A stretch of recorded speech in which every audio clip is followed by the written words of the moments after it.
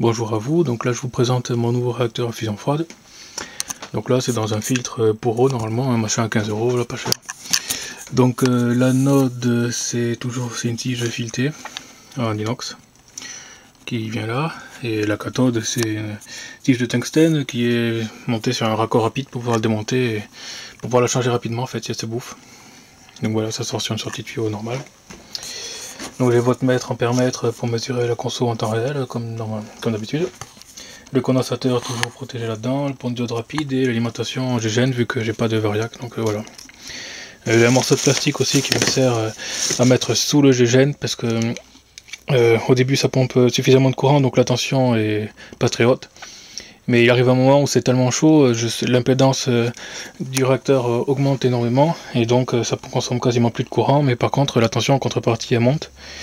Et donc ça dépasse la valeur du condensateur, donc je suis obligé de surélever la pancake pour éviter les surtensions qui pourraient détruire le condensateur. Donc je vais essayer de lancer ça. Hop là. Bien sûr avec la protection c'est pas pratique.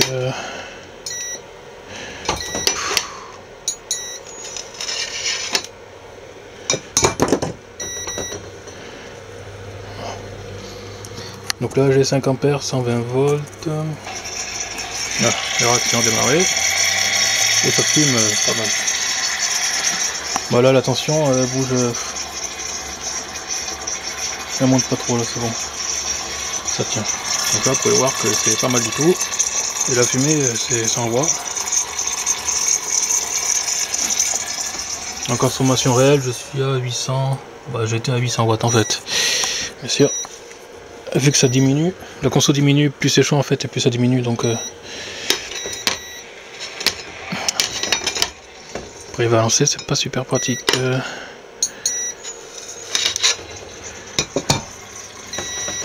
Donc ça part.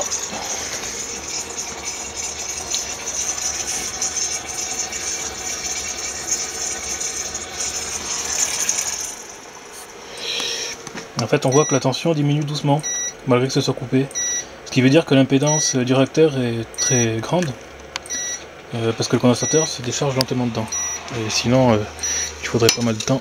Il se décharge quasiment instantanément en tant que court-circuit quand le réacteur est froid.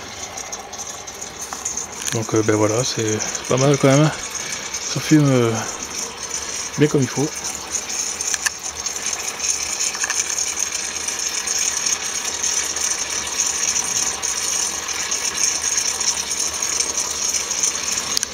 Le courant fluctue, je sais pas trop. Donc le courant est à gauche, la tension à droite est là. C'est pas constant, donc mesurable directement. Là-bas je suis à 1000 watts sur... voilà. Comme sur la plaque en fait quasiment. Donc là ça brûle, ça envoie à fond. C'est bizarre, hein. Ouf, ça fait bizarre. Bon, je ferai des essais de brûlage plus tard, voir si ça brûle ou pas. Voilà, c'était Edengaard en plus.